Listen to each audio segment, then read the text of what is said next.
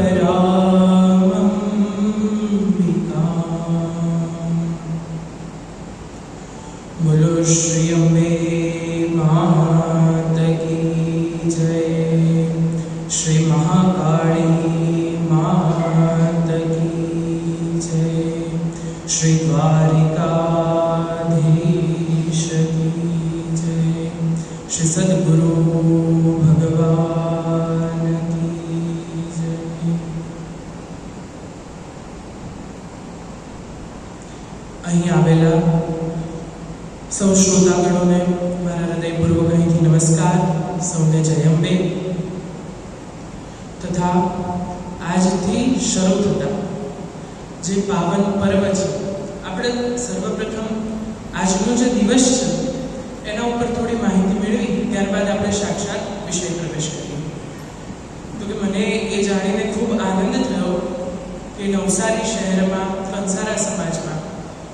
દર 5 વર્ષે અલગ અલગ યાગનું આયોજન થતું રહે છે. આ વેકેશનના સમયગાળા દરમિયાન જ ગઈ વખતે 2019માં સૂર્યયાન હતો એ મને નિલેશભાઈએ જાણ કરી હતી, પણ એ વખતે મારે થોડા કારણોસર હું નહોતો આવી શક્યો.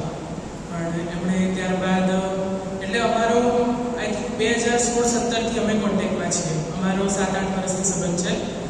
તો એમણે મને જણાવ્યું કે આ વર્ષે અમારે ત્યાં જે મહાકાળી માતાનો જે સિંહાસન ઉપર બિરાજે છે એ સિંહાસનનું રિનોવેશન, એટલે કે અત્યારે જે ચાંદીના સિંહાસન ઉપર બિરાજી રહ્યા છે માતાજી, તો કે એ સિંહાસન સોનાનું કરાવવાનું છે. તો કે આ વર્ષે વિષ્ણુયાગનું આયોજનનો વિચાર હતો, પણ એ મુલતવી રાખવામાં આવ્યો છે અને એના બદલામાં આ વખતે મેં એના ભાગ સ્વરૂપે મેં વ્યાખ્યાન અને પાઠાત્મક સત્સંગનું આયોજન કરવામાં આવ્યું છે. તો કે એમણે મને વાત કરી કે લોકો સુધી ચંડી પાઠ શું છે એનું વિસ્તારપૂર્વક તમે અંતિમ દિવસે સમજશો, પણ દેવી તત્વ શું છે તમારામાં, મારામાં, ચરાચર જે સમગ્ર સૃષ્ટિ છે ઓલ ઓવર વર્લ્ડમાં એ તત્વ, એ શક્તિ કઈ રીતે રહેલી છે, કઈ રીતે કામ કરે છે, તેના ઉપર આપણે વ્યાખ્યાનનું આયોજન કરીએ. એમણે મને કીધું, મેં કીધું કે સરસ, આનાથી કોઈ સરસ ઉપાય બીજો હોઈ ના શકે કે દેવી તત્વ શું છે. તમે સાંભળ્યું હશે કે શ્રીમદ ભાગવતની કથા છે, રામચરિતમાનસ છે, રામકથા છે, શિવપુરાણની કથા છે. તો કે આ બધી કથાઓનું પારાયણ, શ્રવણ એ તમને ઠેર ઠેર ઘણી જગ્યાએ જોવા મળશે. પણ દેવી તત્વ એક એવું તત્વ છે કે જેના ઉપર એક પુરાણ લખાયેલું છે, શ્રીમદ દેવી ભાગવત પુરાણ. પેલું શ્રીમદ ભાગવત પુરાણ છે અને આ શ્રીમદ દેવી ભાગવત પુરાણ છે. તો કે જેમાં દેવીના સ્વરૂપની, દેવી કેવા કેવા અવતારો ધારણ કર્યા, કેવા કેવા અસુરોનો સંહાર કર્યો, તો કે તે દેવીની લીલાઓનું વર્ણન છે. આપ સૌ એક વસ્તુ મને જણાવો કે આપણે બાલ્યકાળથી લઈને વૃદ્ધાવસ્થા સુધી પહોંચીએ, આપણે કોઈ પણ કામ કરતા હોય, આપણને નાનકડામાં નાનકડી ઠેસ વાગે તો આપણા મોઢામાંથી સૌથી પહેલા કયો શબ્દ નીકળે? માં. તો કે ભગવાને એક એવું આયોજન કર્યું કે દરેક જગ્યાએ સુધી પહોંચી શકતા તો નહોતા, એટલે દરેકને પોતાના પર્સનલ ભગવાન આપી દીધા, માનું નિર્માણ કરીને દરેક ઘરમાં પોતપોતાના ભગવાન આપી દીધા. ભગવાન કે આ તમારો ભગવાન. તો કે દેવી એવું પરમ ચૈતન્ય તત્વ છે, પરમ તત્વ છે. આપણે ઉપનિષદોમાં, વેદાંતમાં આપણે જોવા જઈએ તો એ પરમ જ્યોતિ, એ પરમ તત્વ અલગ અલગ કલ્પોમાં, અલગ અલગ યુગોમાં અલગ અલગ સ્વરૂપ ધારણ કરીને આ સંસારનું પાલન, પોષણ અને સંહાર કરે છે. તો કે આજનો દિવસ છે ગુડી પડવો, ચૈત્ર મહિનો. તો કે ચૈત્ર મહિનાની શરૂઆત ક્યારથી થઈ? તો કે આજના દિવસે બ્રહ્માજીએ સૃષ્ટિનું નિર્માણ કર્યું હતું. આજના દિવસે સૃષ્ટિનો ઉત્પત્તિ દિવસ છે. અને બીજો જો આજનો દિવસ ગણવામાં આવે તો કે આજથી ચૈત્ર નવરાત્રનો પ્રારંભ થાય છે. આખા વર્ષ દરમિયાન 4 નવરાત્રિ આવે છે, એક મહા મહિનાની, એક ચૈત્ર મહિનાની, એક અષાઢ મહિનાની અને એક આસો મહિનાની. એમાં મહા મહિનાની અને અષાઢ મહિનાની ગુપ્ત નવરાત્રિ ગણવામાં આવે છે અને ચૈત્ર મહિનાની અને આસો મહિનાની નવરાત્રિ આપણે સર્વ કોઈ જાણીએ છીએ. તો કે આ જે ચૈત્ર મહિનો છે તો કે એમાં જપ ઇત્યાદિ જે અનુષ્ઠાન કાર્ય બતાવવામાં આવેલા છે, તો કે તેનું ઘણું મહત્વ દર્શાવવામાં આવેલું છે. જે દેવી તત્વ છે, શાસ્ત્રોમાં એવું કહે છે કે તમે તમારા કોઈ પણ ઈષ્ટ હોય, એ તત્વ સાથે કોઈ પણ સંલગ્ન હોય, તમારા કોઈ પણ ઈષ્ટ હોય, મોઢામાંથી નીકળેલો એક પણ શબ્દ કે મનમાં એનો વિચાર કરેલો કે એ વાગોળેલો શબ્દ એ ક્યારેય વ્યર્થ જતો નથી. આપણે સારો વિચારીએ કે ખરાબ વિચારીએ, તો કે એ દરેક વસ્તુ આપણને અને જેના વિશે વિચારીએ છીએ એને સીધી અસર કરે છે. આ સબકોન્શિયસ માઇન્ડનો એક નિયમ છે કે આપણે જેવું વિચારીએ તેવું જ થાય.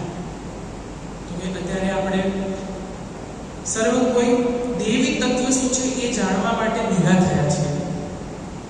આપણે સૌ કોઈ જાણીએ છીએ. એક કિંવદંતીથી શરૂઆત કરીએ.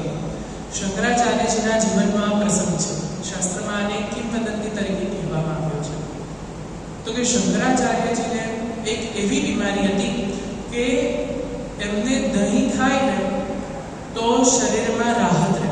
જ્યાં સુધી દહીં ન મળે તો કે ત્યાં સુધી એમના શરીરમાં રાહત થાય નહીં. તો એક વખત એવી ચર્ચા ચાલી કે શક્તિ છે જ નહીં.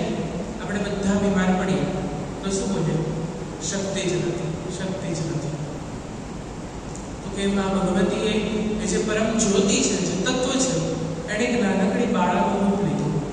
માથે મહીની ગોળી ચડાવી અને ત્યાંથી એ પસાર થયા. ઉપર ડુંગરાની ટોચ ઉપર શંકરાચાર્યજી બેઠા હતા. તો એમણે જોયું કે એક નાનકડી કન્યા ત્યાંથી દહીંની ગોળી લઈને પસાર થઈ રહી છે અને મારે અત્યારે જરૂર છે. મારામાં એટલી શક્તિ છે નહીં કે હું એની પાસે જઈ શકું. તો એ ઉપરથી અવાજ કરે છે કે એ છોકરી ઊભી રહે છે.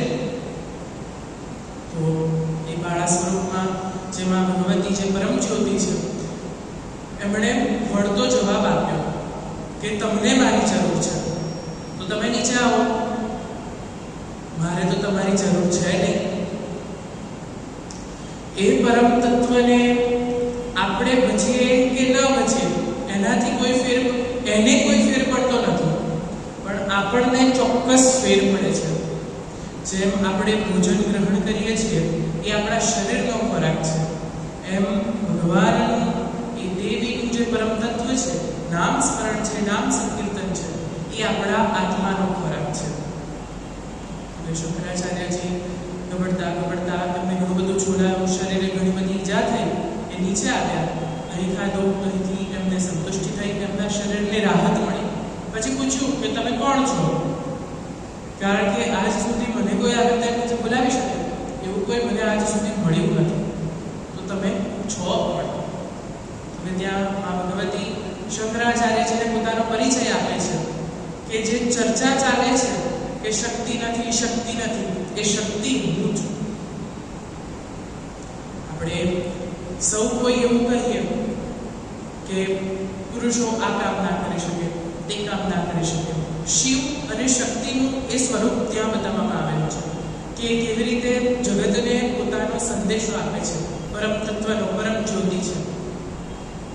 ભગવાનના લીલાનો એક પ્રસંગ છે અને શાસ્ત્રમાં એવું કહેવામાં આવે છે કે શિવમાંથી જો ઇકાર નીકળી જાય, જે કુંડલીની શક્તિ છે, ભગવાન વિષ્ણુનું જે સુદર્શન ચક્ર છે, બ્રહ્માજી પાસે જે વેદ મંત્રોની શક્તિ છે, એ શક્તિ છે આ પરમ તત્વ દેવી છે. તો કે એ જો જતી રહે તો શિવ પણ શવ સમાન થઈ જાય છે, મતલબ કે શબ થઈ જાય છે. ભૃંગી ઋષિ કરીને એક ઋષિ થઈ ગયા, પરમ તપસ્વી ઋષિ. શિવજીને ખૂબ માને, સમાધિમાંથી તપસ્યામાંથી બહાર આવ્યા, પ્રણામ કર્યા ભગવાનને ને કીધું કે તમે આ શું કર્યું? હું તો ખાલી તમારા એકલાની જ પ્રદક્ષિણા કરીશ. તો કે જે દેવી છે, પરમ તત્વ છે, એણે એક વખત જતું કર્યું. માં ઘણી વખત મોકા આપે. માં કેવું પોતે મારે પણ બીજાને મારવા દે. ઘરમાં કંઈક થયું હોય, એક નાના બાળકથી કંઈક ભૂલ થાય, માં હોય તો એ ખૂબ ધીમેડે બાળકને, પણ એના બાપુજી હોય કે પપ્પા હોય એ મારવા આવે, ખબરદાર એ નાનું બાળક છે, હા એ ભૂલ હવે કરે, હું એને સમજાવી દઈશ. પોતે મારે પણ બીજાને ન મારવા દે.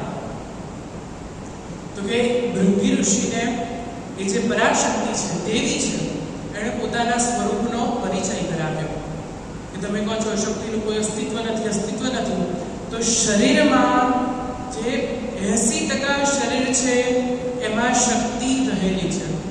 તો કે બધું કાઢી લીધું તો ભૃંગી ઋષિનું શરીર ભસ્મ થઈ ગયું. તો વિચારો, એ તત્વ તમારામાં, આપણામાં, સમગ્ર ચરાચર સૃષ્ટિમાં કેટલું વ્યાપ્ત છે. આપણને સેજ ઠોકર વાગે તો પણ આપણે એમ કહી દઈએ કે શક્તિ નથી. એ જ આ પરમ તત્વ છે. તો કે શાસ્ત્રમાં એવું કહેવાયું છે કે દેવી દેવ્યો અભેદ કોપી ભેદ નાસ્તિ. દેવી અને દેવોમાં કોઈ ભેદ નથી. આપણે ત્યાં શ્રી ચક્ર, જેને યંત્રરાજ કહેવામાં આવે છે, તો કે એની ઉપાસના આદિ અનાદિ કાળથી ચાલવામાં આવી છે, ચાલતી આવી છે પરંપરા. આપણે ત્યાં શ્રી ચક્રનું અનુષ્ઠાન, નિત્ય ચક્રાર્ચન જે પદ્ધતિ છે, તો કે એમાં જે બિંદુ છે, એ બિંદુમાં કોણ રહેલું છે? શિવ શક્તિ કે વિષ્ણુ લક્ષ્મી? સ્વરૂપ એક જ છે, પરમ તત્વ, આદ્ય શક્તિ. તો કે સૌ દેવોને જ્યારે શક્તિની જરૂર પડી, તો કે ત્યારે તેમણે દેવીને આરાધી. તો કે જ્યારે ભગવાન વિષ્ણુના કર્ણમાંથી, કારમાંથી મધુ કૈટકનો જન્મ થયો. હવે મધુ કૈટક, ધૂમ્રલોચન, પછી રક્તબીજ, શુંભ નિશુંભ, ચંડમુંડ, આ જે બધા સ્વરૂપ બતાવવામાં આવેલા છે, એ બધા આપણા મનમાં છે. બ્રહ્માજીએ સૃષ્ટિની રચના કરી, તો કે ત્યારબાદ આપણે થોડું ભાગવત પુરાણ અનુસાર પણ જોતા જઈએ, અને ત્યાં દેવીનું શું મહત્વ બતાવવામાં આવેલું છે તેને પણ જોતા જઈએ. તો કે આપણે શાસ્ત્રોનો ક્રમ જોઈશું, આપણા ઉપનિષદોની કથા જોઈશું, તો કે એમાં એ જ પરમ તત્વનું વર્ણન અલગ અલગ સ્વરૂપમાં પ્રતિપાદન કરવામાં આવેલું છે. અધિક મહિનો કેટલા વર્ષે આવે? 3 વર્ષે આવે. અને નવરાત્રી વર્ષમાં કેટલી વખત આવે? 4 વખત આવે. તો કે એટલે માનું મહત્વ અધિક છે, એ દેવી તત્વનું મહત્વ અધિક છે. જ્યારે સતી દક્ષના યજ્ઞમાં જાય છે, ત્યારે શિવ ઘણું રોકે છે કે તમે ના જશો, તમે ના જશો. રામચરિતમાનસમાં જોવા જઈએ તો કે ત્યાં 10 મહાવિદ્યા છે, જે કાલી, તારા, ષોડશી, બગલામુખી, છિન્નમસ્તા, જે આ બધી 10 મહાવિદ્યા છે. આ બધાનું ઉત્પત્તિ સ્થાન કયું? તો કે શિવજીએ 10 દિશાઓમાંથી રોક્યા દેવીને કે તમે ના જશો, તમે ના જશો. તો ત્યાંથી દેવીનું એક એક સ્વરૂપ પ્રગટ થાય છે. તો કે આ રીતનું દેવીનું સ્વરૂપ બતાવવામાં આવેલું છે. તો કે એ બિંદુની ઉપર દેવી ભગવતી આદ્યશક્તિ લલિતા મહાત્રિપુર સુંદરી બિરાજમાન છે, જેને આપણે અંબા કહીએ કે લક્ષ્મી કહીએ કે મહાકાળી કહીએ કે કોઈ પણ નામ કહીએ, જેના અનેક નામ છે. તો કે એ શક્તિ એક વ્યાપ્ત રૂપે રહેલી છે. તો કે સર્વપ્રથમ આપણે તેને વ્યાકરણની દૃષ્ટિએ જોઈએ. વ્યાકરણમાં 7 વિભક્તિ છે. સંસ્કૃત વિષય એ સૌ કોઈનો શું કહેવાય કે 7મા ધોરણથી આવતો, પહેલા, અત્યારે 5મા ધોરણથી સરકારે કરી નાખ્યું છે કે એમાં વિભક્તિવાળો વિષય આવે તો બધાને કંટાળો આવતો ને કંટાળો. પણ બોલો, તમારે સમજવી છે અને પોતાના જીવનમાં ખાલી 1 જ મિનિટમાં ઉતારવી છે, તો તમે તમારા જીવનનું જે આદાન પ્રદાન છે, જે તમારા વ્યવહાર છે લોકો સાથેના, એ પણ ખૂબ સુધરી જશે અને તમને મનની શાંતિ પણ ખૂબ મળશે. તો કે સંસ્કૃતમાં વ્યાકરણમાં 7 વિભક્તિ છે. તો કે કર્તા, કર્મ, કરણ, સંપ્રદાન, અપાદાન, સંબંધ અને અધિકરણ. તો કે હવે દેવી આના ઉપરથી કેવી રીતે વ્યાપ્ત રહેલી છે સચરાચરમાં, એનો પરિચય આપે છે.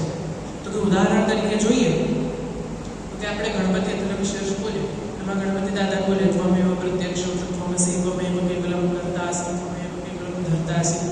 આવી રીતે આપણે ગણપતિ દાદાની સ્તુતિ કરીએ, ગણપતિ અત્યારે વિશેષ બોલીએ. તો કે એવી જ રીતે દેવી કર્તાના ભાવમાં કર્ત્રી છે. તો કે જોઈએ તો કે દુર્ગા સપ્તશતીમાં દેવી અષ્ટોત્તર શતનામ સ્તોત્રમાં એવું કહેવામાં આવ્યું છે કે ઓમ સતી સાધ્વી ભવપ્રીતા ભવાની ભવમોચની. તો કે એ દરેક અલગ અલગ કાર્યના કર્ત્રીના સ્વરૂપમાં છે. તો તો કે ત્યારબાદ એ જ દેવીના માધ્યમથી કર્મફળ રૂપે તો કે કઈ રીતે વ્યાપ્ત છે તો કે સર્વબાધા પ્રશમનમ ત્રૈલોક્યસ્યાખિલેશ્વરી તો કે સમગ્ર સૃષ્ટિની અખિલ જગત છે એની ઈશ્વરી છે, અધિષ્ઠાત્રી દેવી છે.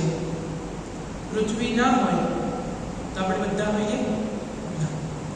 કે પૃથ્વી તત્વ એ જ દેવીનું પ્રતિપાદન કરે છે. આપણે નવરાત્રિમાં જવારા વાપરીએ છીએ, એનું કોઈ કારણ જાણ્યું કે કેમ જવારા વાવવામાં આવે છે અને એની પૂજા કરવામાં આવે છે? તો કે ગીતાજીમાં ભગવાન એવું કહે છે કે અન્નમ બ્રહ્મા રસો વિષ્ણુ ભુક્તા દેવો મહેશ્વર. કે ત્રિદેવો પાસે 3 શક્તિ છે: જ્ઞાન શક્તિ, દ્રવ્ય શક્તિ અને ક્રિયા શક્તિ. વસુંધરા એ આપણો ભાર ઝીલે છે. ભગવાનનું એક નામ મેદિની પતિ છે. તો કે પૃથ્વી સ્વરૂપે દેવી રહેલી છે, જે આપણા સૌનું નિર્વહન કરે છે. તો કે એમાં આપણે ધાન્ય પ્રક્ષેપ કરીએ, ધાન્ય વાવીએ માટીમાં, અને એમાંથી પછી જવારા ઉત્પન્ન થાય અને આપણે એની પૂજા કરીએ. તો કે એમાં દેવીના સમસ્ત સ્વરૂપોની આપણે પૂજા કરીએ છીએ. તો કે કઈ રીતે? તો કે એ જ અનાજ દ્વારા આપણા શરીરને સાથે સાથે આપણા મનને પણ શક્તિ મળે છે, આપણા મનને પોષણ મળે છે. જો ધાન્ય જ ના ઉગે તો આપણને પોષણ કેવી રીતે મળે? અષાઢ મહિનાની નવરાત્રિને શાકંભરી નવરાત્રિ કહેવામાં આવે છે. સાથે સાથે મહા મહિનાની નવરાત્રિને પણ શાકંભરી કહેવામાં આવે છે. તો કે એક અસુર એવો થઈ ગયો કે જાણે સમગ્ર સૃષ્ટિ પરથી ધન ધાન્યાદિનો વિલેપ કરી નાખ્યો. તો કે એ બધું જડ મુક્તિ સમાપ્ત કરી નાખ્યું. ત્યારે દેવીએ શતાક્ષીનું રૂપ ધારણ કર્યું. શતાક્ષી એટલે કે જેમની 100 આંખો છે અને એમાંથી ટીપું ટીપું નીકળ્યું અને સમસ્ત વસુંધરા ઉપર લીલોતરી છવાઈ ગઈ. લીલા ફળ, શાકભાજી ઇત્યાદિ બધું પ્રગટ થયું. એટલે એને શાકંભરી નવરાત્રિ કહેવામાં આવે છે. તો કે દેવીના પ્રભાવથી, એમની ઉપાસનાથી, સાધનાથી આપણે જે કર્મ કરીએ છીએ તથા જે કર્મફળ છે તે દેવી છે.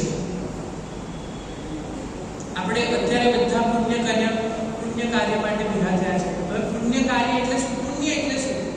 કે આપણા મનથી તન મન ધન કોઈ પણ રીતે કોઈ પણ વ્યક્તિને ઠેસ ન પહોંચે એ આપણું પુણ્ય. પહેલાના સમયમાં આપણે ત્યાં અનાજ હોય એક કોઠીમાં ભરવામાં આવતા. અત્યારે ગર્ભેનાઇઝના પીપળાને બધું આવ્યું તો કે એમાં ઘણી વખત કાંકરા જતા રહે તો પછી આપણે નીચેથી બપોરું પાડીએ ને પછી એમાંથી ઘઉં લેવાની શરૂઆત કરીએ. આપણું જ્યાં સુધી પુણ્ય તપતું હોય ત્યાં સુધી આપણે સારું સારું ખાઈએ. સારું સારું ખાવાનો અહીંયા અર્થ છે કે સારી રીતે આપણે સંપદાનો ઉપભોગ કરીએ. આપણે ત્યાં દશવિધ લક્ષ્મીનું પ્રાવધાન છે. તો કે જેમાં ધનલક્ષ્મી, ધાન્યલક્ષ્મી, સંતાનલક્ષ્મી, વીરલક્ષ્મી, જયલક્ષ્મી, આ બધી લક્ષ્મી છે. આ બધી લક્ષ્મીમાંથી જો એક લક્ષ્મી ઓછી હોય તો બાકીનું કોઈ કામ આવે નહીં. તમારી જોડે ઐશ્વર્ય લક્ષ્મી છે પણ તમે એનું સંરક્ષણ ન કરી શક્યા અથવા તો એને વધારો કરવાનો છે તો કે બુદ્ધિ લક્ષ્મી છે, તો કે એનો વધારો કરવાનો છે, એ નથી તમારી પાસે તો એ તમારી પાસેથી તરત નષ્ટ થઈ જશે. માટે નામ સંકીર્તનનો મહિમા ખૂબ બતાવવામાં આવેલો છે. એ જ કર્મફળ છે. એવું કહેવાય કે આપણે કોઈ પણ કથામાં કે એમ તેમ જઈએ, કાન એનું કામ કરે, હૃદય એનું કામ કરે, હાથ એનું કામ કરે ને જીભ એનું કામ કરે. 10 ઇન્દ્રિયો, 11 મન, 11 ઇન્દ્રિય છે અને આપણા શરીરના 9 દ્વાર છે. આપણે ઘટસ્થાપન કરીએ, ઘટસ્થાપનમાં કેટલા છિદ્ર હોય? 9 છિદ્ર હોય અને 9 તરી 27, 9 જે 27 નક્ષત્રોનું પ્રતિપાદન કરે છે ઘટમાં. અને એ ઘટમાં પછી આપણે દિવ્ય જ્યોતિને પધરાવીએ છીએ અને પછી એની ફરતે આપણે ગરબા કરીએ. એ ગરબા શું છે? એક વ્યાયામ દેવીને પ્રસન્ન કરવાનું નૃત્ય છે, નૃત્ય ભક્તિ છે. આપણે ત્યાં નર્મદા ભક્તિનું પ્રાવધાન છે. તો તે ભક્તિમાં એક નૃત્ય ભક્તિ બતાવવામાં આવેલી છે દેવીની. અત્યારે જે આપણે કરી રહ્યા છે એ દેવીની શ્રવણ ભક્તિ છે. તો કે આપણે કોઈ પણ નામ લઈએ તો કે એ નામ આજે નિકાલે આપણને ફળ અવશ્ય મળવાનું છે. એમાં કોઈ પણ સંશય રાખવો જોઈએ નહીં.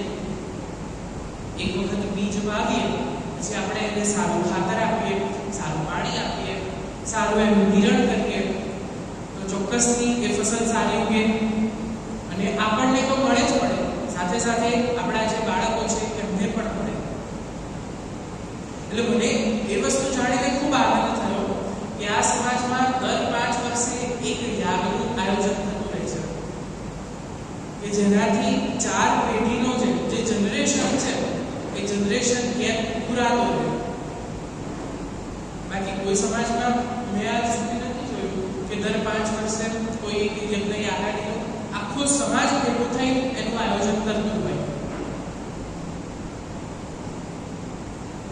તો કે એ જનરેશન કે જો આપણે શીખીશું અત્યારે તો આપણે આપણી પેઢીને એ વસ્તુ આપી શકીશું.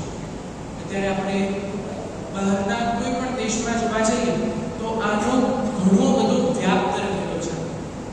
આપણી પાસેથી અંગ્રેજો આવ્યા, સારા સારા પુસ્તકો, આપણા સારા સારા ગ્રંથો, ઉપનિષદો, આપણી પાસે જે સારી સારી વસ્તુઓ હતી, જે રત્નો હતા એ બધા રહી ગયા અને ત્યાંના મ્યુઝિયમમાં મૂકી દીધા. આપણી પાસે છે પછી આપણે કહીએ કે ત્યાં મ્યુઝિયમમાં એ વસ્તુ છે તો ચલો આપણે ત્યાં જોવા જઈએ. કેમ? તો કે એ લોકોને આ વસ્તુનું મહત્વ ખબર છે. હવે અંગ્રેજો જ્યારે ભારતમાં આવ્યા ત્યારે આપણે ઘણા બધા ભગવાન જોયા. તો કે એમણે આટલા બધા ભગવાન કેવી રીતે ભજવાના? તો કે જે પરમ તત્વ છે એને એમણે 3 અક્ષર આપ્યા. GOD, God. G for generator, O for operator and D for destroyer. તો કે ઉત્પન્ન કરવાનું કામ, તેનું પાલન પોષણ કરવાનું કામ તથા સમય આપીએ તેને રિસાયકલ કરીને નવી વસ્તુમાં પરિણમિત કરવાનું કામ. 3 દેવ છે.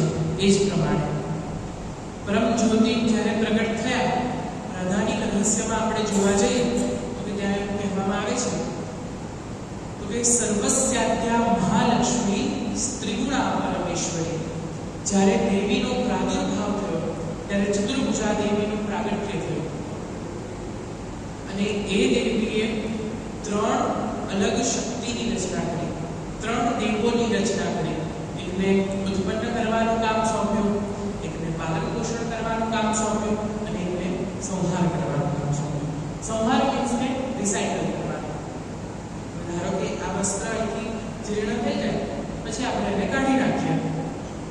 તેવી જ રીતે આ વસ્ત્ર જે વસ્તુ પર ધારણ કરવામાં આવ્યું છે, કયું વસ્ત્ર? તો કે આપણું શરીર જે 9 છિદ્રો દ્વારા રચાયેલું છે. આપણા શરીરમાં પણ 9 છિદ્રો છે અને એ ઘટમાં પણ 9 છિદ્રો છે. તો કે એને રિસાયકલ કરવાનું કામ કરે છે. તો કે બ્રહ્માજીને જ્ઞાન શક્તિ આપી એટલે કે દેવી મહાસરસ્વતી. પછી ત્યારબાદ વિષ્ણુ ભગવાનને દ્રવ્ય શક્તિ આપી. હવે કંઈ પણ આપણે પાલન પોષણ કરવું હોય તો એમાં આપણને દ્રવ્યની જરૂર પડે. લક્ષ્મી શબ્દ એ લક્ષ ધાતુ પરથી આવેલો છે. લક્ષ ધાતુનો એ જે શબ્દ છે એનો અર્થ એ થાય છે કે લક્ષ્ય. લક્ષ્મી એટલે ધન ખરી પણ એનો પ્રમુખ અર્થ એ લક્ષ્ય થાય છે. લક્ષ્ય એટલે કે બુદ્ધિ શક્તિ, જ્ઞાન શક્તિ દ્વારા જે મહાસરસ્વતી છે, જે શક્તિ છે કે એના દ્વારા એ આપણે લક્ષ્ય સુધી પહોંચી શકીએ છીએ. અને કોઈ પણ ત્યારબાદ આપણી પાસે જે કંઈ પણ વસ્તુ ભેગી થઈ એમાં વધારો કરવો, એનો ઘટાડો કરવો તો કે આપણી ક્રિયાશક્તિ દ્વારા કરીએ છીએ. તો કે એ ક્રિયાશક્તિ એટલે દેવી મહાકાળી. મહાકાળીનું સ્વરૂપ આપણે જોઈએ તો કે અત્યંત વિકરાળ બતાવવામાં આવેલું છે. એક હાથમાં મુંડ છે, એક હાથમાં ખપ્પર છે, એક હાથમાં ખડગ છે, એક હાથમાં ત્રિશૂળ છે. આપણે દુર્ગા સપ્તશતી કરીએ છીએ તો કે દુર્ગા સપ્તશતીમાં સુરત પ્રથમ અધ્યાયમાં એ દેવી મહાકાળીનું ચરિત્ર છે. મધ્યમ ચરિત્ર દેવી મહાલક્ષ્મી અને તૃતીય ચરિત્ર એ દેવી મહાસરસ્વતી. કે એમાં એક એક અસુરો ઉત્પન્ન થાય છે અને તે અસુરોનો સંહાર કરવા માટે દેવો એક પરમ જ્યોતિનું જે પરમ તત્વ, જે દૈવી તત્વ છે એની ઉપાસના કરે છે. જે આ ચૈત્ર મહિનો છે, સાથે સાથે બીજી બે ગુપ્ત નવરાત્રી, સાથે દેવીએ તો એવું તો કીધું છે કે શરદકાલે મહાપૂજા, એટલે કે આસો મહિનાની નવરાત્રી. કે એમાં જેટલું કરવામાં આવે છે એમાં આપણે સાથે સાથે ઘણી બધી આપણે નૃત્ય ભક્તિ દ્વારા પણ દેવીનું અર્ચન કરીએ છીએ, દેવીને પ્રસન્ન કરવાના પ્રયાસ કરીએ છીએ. તો કે આ જે 3 નવરાત્રી જે છે એમાં જપાદી અનુષ્ઠાનનું ખૂબ મહત્વ રહેલું છે. તો કે એને ઉપક્રમ લઈને પાઠાત્મક સત્સંગીનું આયોજન કરવામાં આવેલું છે. તો કે આપણે એમાં પ્રવેશ કરી તો કે પ્રવેશ કરતાની સાથે સર્વપ્રથમ કવચ આવે, કવચ અર્ધલા તિલક. પછી ત્યારબાદ એ તત્વ શું છે એને સમજવું કઈ રીતે, તો કે એમાં દેવી અથર્વ શીર્ષ બતાવવામાં આવેલો છે. જેવી રીતે ગણપતિ અથર્વ શીર્ષ છે તેવી જ રીતે દેવી અથર્વ શીર્ષ છે. તો કે એમાં દેવો દેવીને પૂછે છે કે કાશિત્વ મહાદેવી, તો કે અહમ બ્રહ્મ સ્વરૂપિણી, અહમ આનંદા આનંદો, તો કે હું જ બ્રહ્મ સ્વરૂપ છું. જ્યારે જ્યારે દેવોને શક્તિની જરૂર પડી છે ત્યારે ત્યારે દેવોએ શક્તિનું આરાધન કર્યું છે. બાકી આપણે શરૂઆતમાં શ્રવણ કર્યું કે તે પ્રમાણે શિવ પણ શવ સમાન છે. જો શક્તિ નીકળી જાય તો શિવ પણ શવ સમાન છે. તો કે જપાદી અનુષ્ઠાનનો એટલે ચૈત્ર મહિનામાં ખૂબ મહત્વ દર્શાવવામાં આવેલું છે. કે એ શક્તિ નવચિત્રોના ઘટમાં આપણે પૂરીએ પછી કેવી એકદમ દૈદિપ્યમાન થાય. કે એટલે કોઈ એક ખૂબ સુંદર મજાનું પદ છે, આપણે 2 મિનિટનું શ્રવણ કરી આપણે પછી પાછા આગળ વધીએ. એવું કહે છે, શક્તિ નહીં તારી કળાય રે હો અંબિકા, તું 14 ભુવનમાં ગવાય રે હો અંબિકા.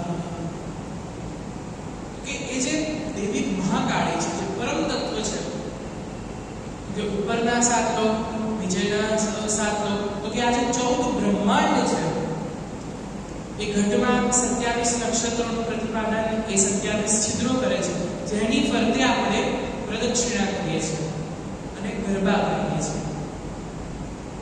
બેઠા ગરબાનું પણ એટલું જ મહત્વ છે. તો કે આપણે આની કેટેગરી જોઈએ તો કે આની કેટેગરી બેઠા ગરબામાં આવે. આપણે નાગરીનાથને જોઈએ તો કે નાગરીનાથમાં બેઠા ગરબાનું વિશેષ મહત્વ બતાવવામાં આવેલું છે. તો કે જેમાં દેવીની સ્મરણ ભક્તિ સાથે સાથે શ્રવણ ભક્તિનું નિરૂપણ છે. અને આસો મહિનામાં આપણે નૃત્ય ભક્તિ, શ્રવણ ભક્તિ, સ્મરણ ભક્તિ, અર્ચન ભક્તિ, તો ઘણી બધી ભક્તિ સાથે એટલે શરદકાલે મહાપૂજા એવું કહેવામાં આવ્યું.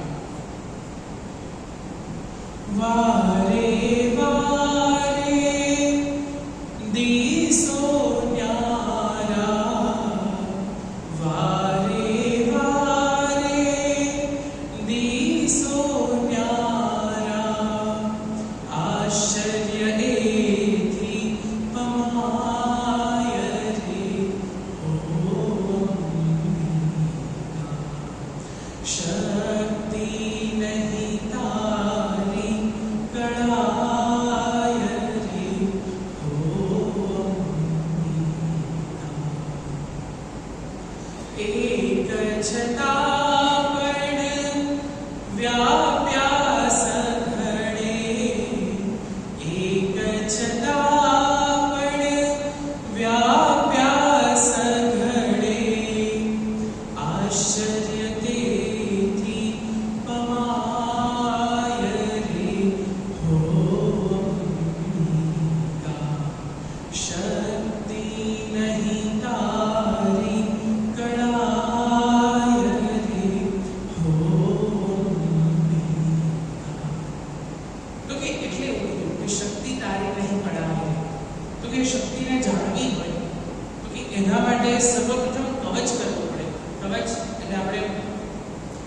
આપણા ઘરમાં આપણી પાસે ધન સંપત્તિ છે. આપણે એક ઉદાહરણ દ્વારા સમજીએ. કર્મફળ આપણને મળ્યું, પણ હવે એનું સંરક્ષણ કરવાનું છે. તો કેવી રીતે સંરક્ષણ કરીશું? એ પરમ તત્વ મળ્યું, પરમ જ્યોતિ છે. પરમ જ્યોતિ આપણા ઘટઘટમાં વાસ કરે છે. ઘટ એટલે કે આપણું શરીર. તો કે એને એ જે આદ્ય શક્તિ મહાકાળી છે, એટલે રિસાયકલ કરવાનું કામ કરે છે. કે જ્યારે આનું કામ પતી જાય એટલે આ રિસાયકલ થઈ પાછું કંઈક નવું સ્વરૂપ પ્રગટ કરે છે. તો કે એ જવારાનું સ્વરૂપ છે કે જેનું સર્જન છે એનું વિસર્જન છે, જેનું વિસર્જન છે એનું પાછું પુનઃ નવીન સર્જન છે. ઓકે, સર્વપ્રથમ એક ભવનનું નિર્માણ થાય છે. એ ભવનમાં આપણે દરવાજા લગાવીએ છીએ અને એ દરવાજામાં આપણે અરગલા એટલે કે સ્ટોપ કે આગળ આપણે કહીએ તે. પછી આવ્યું કિલક એટલે કે તાળું આપણે. પછી ત્યારબાદ એ પરમ જ્યોતિને આપણે સમજ્યા કે ત્યારબાદ અથર્વશીર્ષ બતાવવામાં આવેલો છે. અથર્વશીર્ષમાંથી આપણે પસાર થઈને આપણે પ્રથમ ચરિત્ર, મધ્યમ ચરિત્ર અને ઉત્તર ચરિત્ર ત્રણ ચરિત્રોનું શ્રવણ કર્યું. ત્યારબાદ આપણે તેના પ્રાધાનિક રહસ્યમાં વૈકૃતિક રહસ્ય અને મૂર્તિ રહસ્ય, તો કે દેવીનું સ્વરૂપ કેવું છે. ચતુર્ભુજા દેવી છે, અષ્ટાદશ ભુજા દેવી છે, 18 ભુજા છે દેવીને, 16 ભુજા છે, અષ્ટભુજા છે. તો કે દેવીનું પણ અલગ અલગ સ્વરૂપ છે. અને એમાં જે દૈત્ય ઉત્પન્ન થયા એમાં રક્ત બીજ નામનો એક દૈત્ય આવે છે. સર્વપ્રથમ મધુકૈટભ આવે છે, પછી રક્ત બીજ આવે છે. બાકી રક્ત બીજને આવું હોય તો પહેલા મધુકૈટભ છે એવું કંઈ થઈ શકે. પણ કેમ એવું કે પહેલા મધુકૈટભ છે? તો કે મધુકૈટભ એ સ્તુતિ અને નિંદા છે. કોઈ પણ વ્યક્તિની ક્યારે વધુ પડતી સ્તુતિ કે નિંદા તેમાં ક્યાં તો ઉગ્ર ભાવ જગાવે છે, ક્યાં તો ખૂબ અહંકાર જગાવે છે.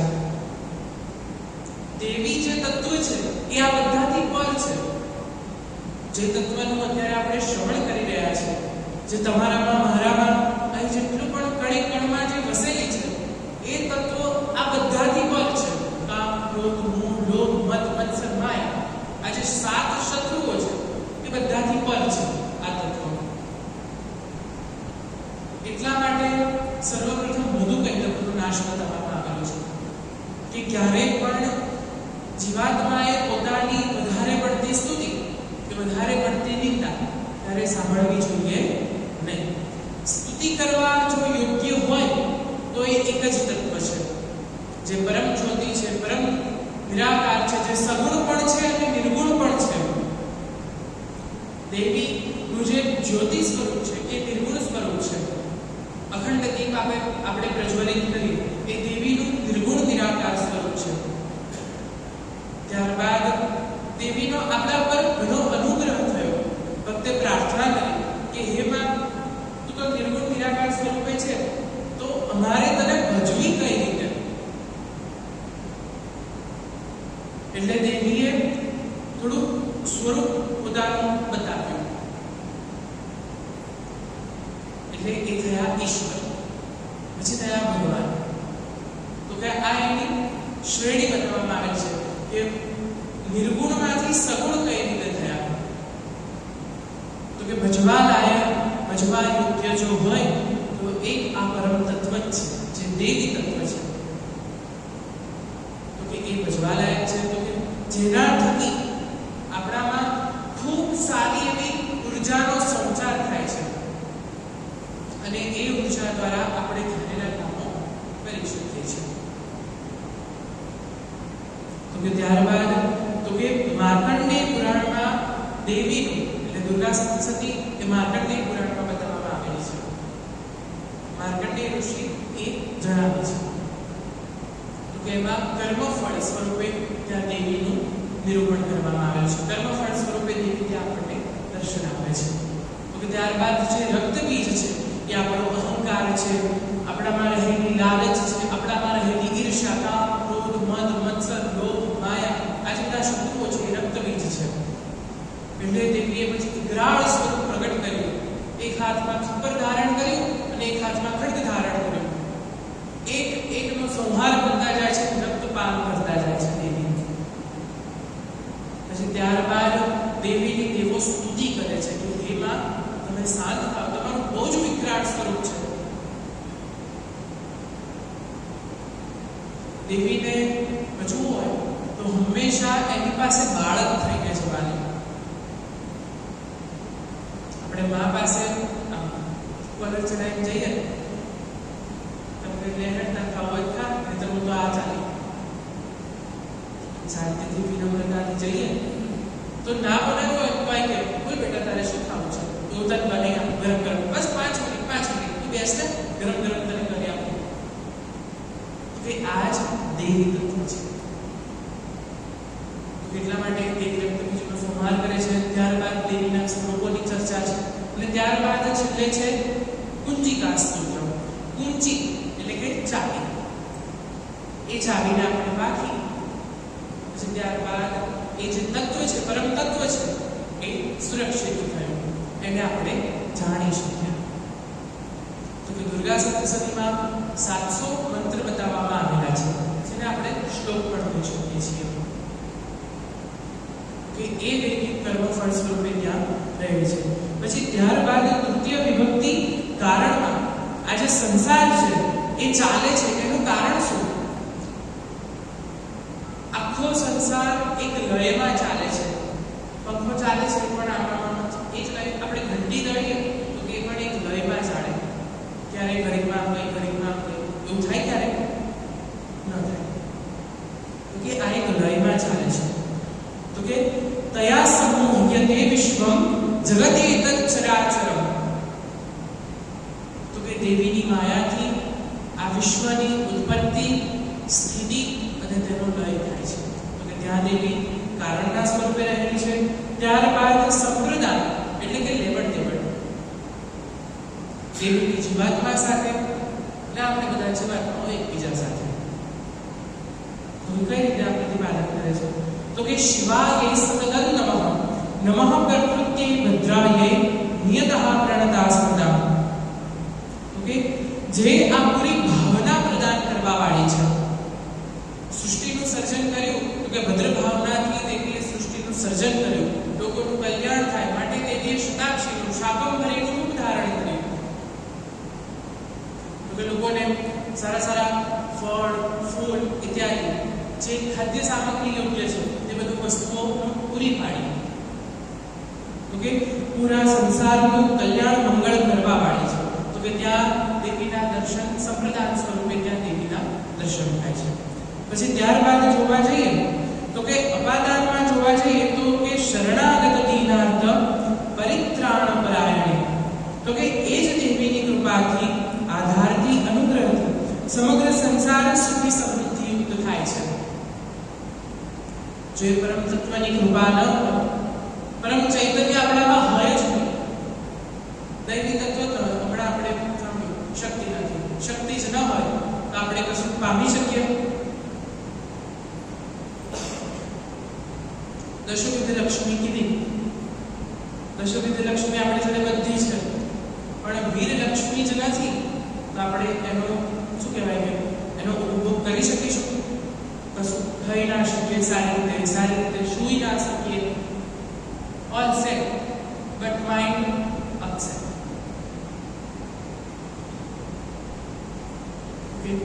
તો કે ત્યાં દેવી અપાદાનમાં સ્વરૂપમાં આપણે દર્શન કરીએ છીએ. ત્યારબાદ સંબંધ વિભક્તિ બતાવવામાં આવેલી છે. તો કે દેવીનો જીવ સાથેનો કઈ રીતનો, આ સંસાર સાથેનો સંબંધ કઈ રીતનો રહેલો છે? તો કે તત્સર્વં તત્ પ્રસાદેન તેન જાપ્યમિદં શુભમ. તો કે એ દ્રષ્ટિથી દેવીને જોઈએ તો સમગ્ર સંસાર તત્સર્વં તસ્યાહ સ્વરૂપમ, આ જે સમગ્ર સંસાર છે એ એનું જ સ્વરૂપ છે. તો કે આપણા દરેકમાં એ દેવીનો અંશ રહેલો છે, એ જ દેવી તત્વ છે. આપણામાં જો ધારો કે જ્ઞાન શક્તિ ન હોય તો દ્રવ્ય શક્તિ અને ક્રિયા શક્તિનું કોઈ અસ્તિત્વ રહેતું નથી. દ્રવ્ય શક્તિ હોય પણ જ્ઞાન શક્તિ ન હોય અને ક્રિયા શક્તિ ન હોય તેનું પણ કોઈ મહત્વ ન રહે. ક્રિયા શક્તિ આપણે ઘણું બધું કરી શકતા હોઈએ પણ આપણી પાસે દ્રવ્ય શક્તિ ન હોય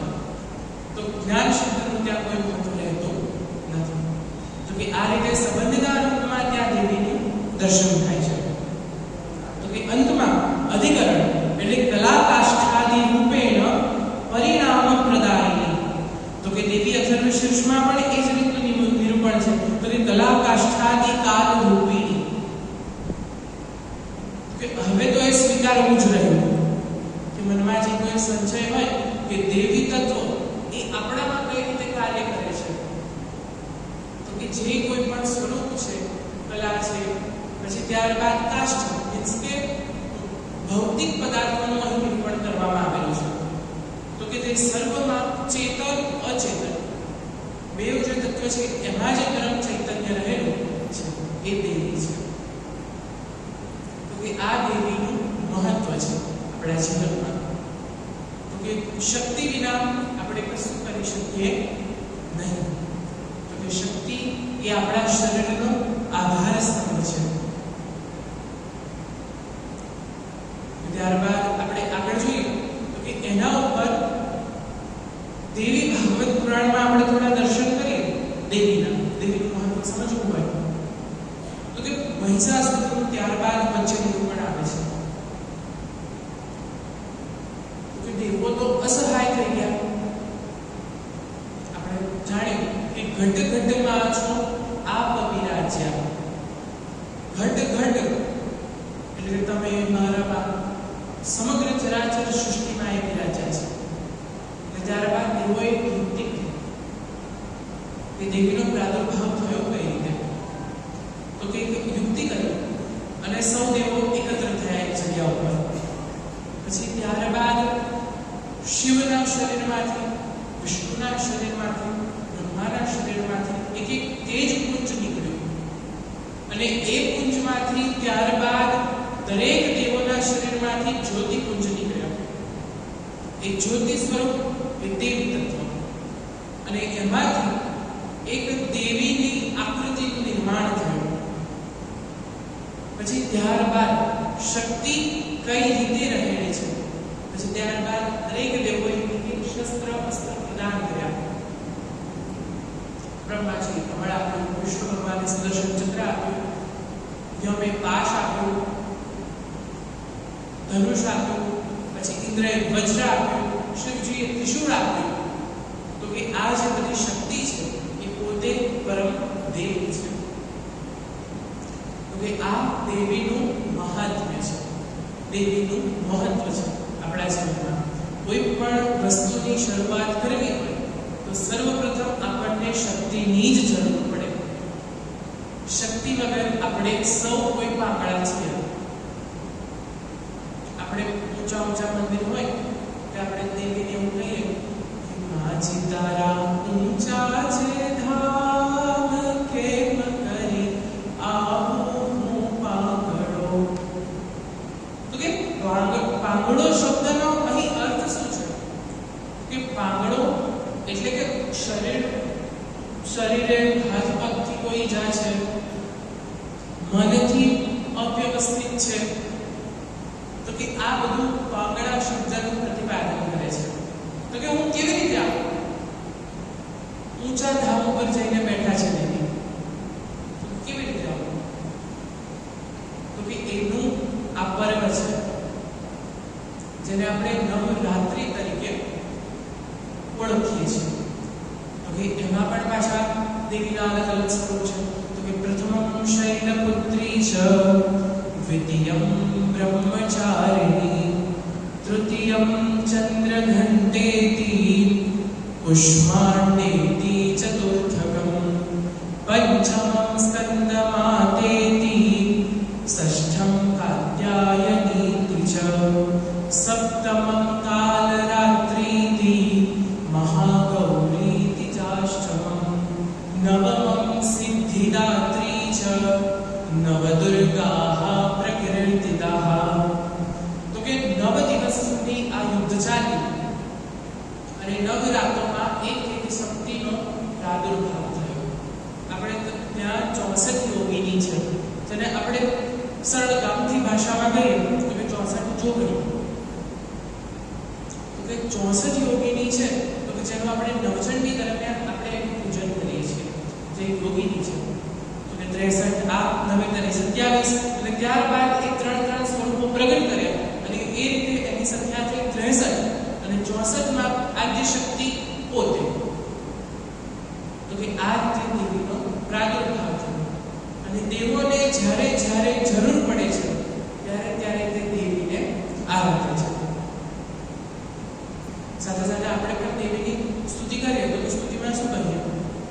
વિશ્વંભરી અખિલ વિશ્વતણી જનેતા વિદ્યાધરી વદનમાં વસજો વિધાતા દુર્બુદ્ધિને દૂર કરી સદબુદ્ધિયા માં પાહ્યં ભગવતી ભવ દુઃખ તાપો.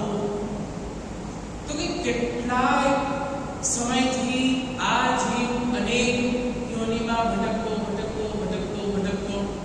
આવે છે અને કેટલા પણ કર્મોની સાથે સાથે એ લઈને આવે છે અને એ કર્મનું દુઃખ છે. તો કે કોને કહું કઠણ યોગ તણો બળા. આ જે કઠણ યોગ છે એને આપણે કોને કહેવો? તો કે એ જે દેવી છે, પરમ તત્વ છે, એને કાપવામાં એ સમર્થ છે. તો કે દુર્બુદ્ધિને દૂર કરી. તો કે આપણામાં જે દુર્બુદ્ધિ રહેલી છે, કામ, ક્રોધ, મોહ, લોભ, મદ, મત્સર, ઈર્ષ્યા, તો કે આજ એ બધા મધુમય ગબડો છે, પછી રક્તબીજ, શુંભ નિશુંભ, ચંડમુંડ, એ બધા જ એનું સ્વરૂપનું પ્રતિપાદન કરે છે. તો સતયુગમાં અલગ અલગ પ્લેનેટ હતા, પછી દ્વાપરમાં એક પ્લેનેટ પર આવ્યા, ત્રેતામાં, દ્વાપરમાં એક ભવનમાં આવ્યા અને કળિયુગમાં અત્યારે કળિયુગ ચાલી રહ્યો છે માટે કળિયુગની વિશેષ મહત્વતા બતાવવામાં આવેલી છે કે કળિયુગને કેમ સર્વશ્રેષ્ઠ ગણવામાં આવે છે.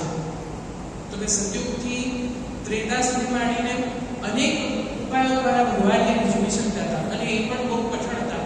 જપ કરવાના, તપ કરવાનું, સ્વાધ્યાય કરવાનું, આપણે ત્યાં અષ્ટાંગ યોગનું મહત્વ છે, એ બધું કરવાનું. અત્યારે તમારી જોડે મારી જોડે આટલો બધો સમય છે. કેટલા વાગ્યા અત્યારે? બોલો કેટલા વાગ્યા? 6 વાગ્યા. આપણે કેટલા સમયથી શ્રવણ કરીએ છીએ? 1.5 કલાક છે. તો કે એવું કહેવામાં આવે કે આપણે જેટલું કમાણી કરીએ, જેટલી આપણી પાસે દ્રવ્ય શક્તિ ભેગી થાય, તો કે એમાંથી 10મો ભાગ એ સમાજ માટે કાઢવાનો હોય, 1 ભાગ ભગવાન માટે કાઢવાનો હોય, 1 ભાગ જે છે એ પશુ પક્ષીઓ માટે કાઢવાનો છે, પછી બચ્યું એ આપણો ભાગ. તો કે 24 કલાકનો 10મો ભાગ આપણે ગણીએ તો કેટલા કલાક થાય? 2 થી 3 કલાક. બાકી આ પરમ તત્વ એવું છે કે જ્યારે આપણે આજથી શરૂ કરી 9 દિવસ સુધી પણ જો ચલાવીએ તો પણ એની મહત્તા ક્યારેય ખૂટે નહીં. એવું આ પરમ તત્વ છે, પરમ જ્યોતિ છે. હવે એવું કીધું છે કે શ્રદ્ધા વાળાને તારું મોતી મળે રે માં, મોતી મળે રે માડી રે, માડી રે મારી મોડી ભવાની માં, અંબા ભવાની માં, હું તો તારી સેવા કરીશ મૈયાલા. સાચી રે મારી સતરે ભવાની માં, અંબા ભવાની માં, હું તો તારી સેવા કરીશ મૈયાલા. તો કે એવું આ પરમ તત્વ છે, ભજવા યોગ્ય છે. ભજવા યોગ્ય કોઈ એક જ હોય તો કે આ પરમ જ્યોતિ, જે આ પરમ તત્વ છે, જે દેવી તત્વ છે, એ જ ભજવા યોગ્ય છે. સ્તુતિ પાત્ર પણ એ જ છે. બાકી સ્તુતિ પાત્ર અને નિંદા પાત્ર કોઈ જીવાત્મા નથી, નહીં એ હું કે નહીં બીજું કોઈ. આનું પણ કોઈ મહત્વ નથી અને આ જેણે ધારણ કર્યું છે જે વસ્ત્ર એનું પણ કોઈ મહત્વ નથી. મહત્વ કોનું છે? તમારા બધામાં જે બેઠેલું છે એનું મહત્વ છે. અહીં જે બેઠેલું છે એનું મહત્વ છે. આપણે બધા એવું કહીએ શું લઈને આવ્યા, શું લઈને જવાના. માણસ ખાલી હાથે આવે અને ખાલી હાથે જ જાય. જેવી કન્ડિશનમાં આવ્યો છે પાછો એવી જ કન્ડિશનમાં જાય. ભેગું કરેલું કશું પણ રહે છે એની પાસે? નથી આ રહેતું, નથી આ રહેતું, કશી કોઈ વસ્તુ નથી રહેતી એની પાસે. શું રહે છે? એનું કર્મ, જે આપણે બધા આ સવા કલાકથી નિરંતર કરી રહ્યા છીએ. મારામાં એટલું કોઈ જ સામર્થ્ય નથી કે હું એ પરમ તત્વ ઉપર કોઈ પણ ટિપ્પણી કરી શકું કે કોઈ પણ એની વિશે વાત કરી શકું. જે કંઈ પણ આટલા સમય દરમિયાન આપણે સૌ કોઈએ શ્રવણ કર્યું તો કે એની કૃપાથી જ સંભવ બન્યું છે. બાકી મારામાં એટલું કોઈ સામર્થ્ય નથી કે એક ડગલું પણ હું આગળ વધી શકું કે કશું બોલી શકું. એની ઈચ્છા વગર કશું થાય નહીં. એક પાંદડું નથી હલતું, આપણે કહીએ કે જો પવન નથી, એક પાંદડું નથી હલતું, તો આપણે કેવી રીતે હલી શકીએ? હલી શકીએ આપણે? એની ઈચ્છા જ ના હોય તો કોઈ કાર્ય ન થાય. અને જો એની ઈચ્છા હોય તો સમજો કે આપણે જે કાર્ય લઈને બેઠા છે સુવ્યવસ્થિત રીતે, સારી રીતે સુસંપન્ન થયું, તો કે એ પરમ તત્વની કૃપા. તો કે આ કર્મફળ એ આપણી સાથે આવવાનું છે.